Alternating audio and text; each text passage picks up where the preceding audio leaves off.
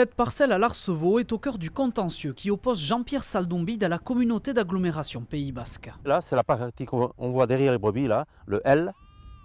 Donc là, et toute une bande qui a été fait clôturer là jusqu'à la route.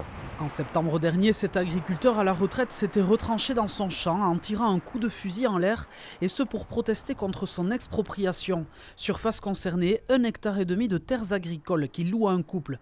L'agglomération a mené cette procédure en vue de l'agrandissement de la fromagerie Istara et la création d'une zone d'activité. J'ai tout essayé, j'ai fait un coup d'éclat ici il y a 2 mois. Bon, ça va m'amener au tribunal correctionnel. C'est pas de gaieté de cœur, je voulais empêcher que les travaux démarrent parce que je remarque qu'il y a un passage en force. Si ces surfaces, un jour, me sont retirées, l'exploitation n'est plus viable. J'ai bien peur que le fermier que je suis sur place ne décide d'aller s'installer ailleurs. Jean-Pierre Saldombide propose que la fromagerie, qui emploie 150 personnes, s'agrandisse de l'autre côté de la commune. Le bras de fer dure depuis une dizaine d'années, mais l'agriculteur et l'agglomération n'ont jamais réussi à s'entendre. Il lui a été proposé d'échanger 1 hectare contre 5 hectares. Donc vous voyez bien que la proportion, elle est quand même confortable en sa faveur. Suite à cela, M. Saldombide a souhaité renchérir un peu cette discussion, ces négociations.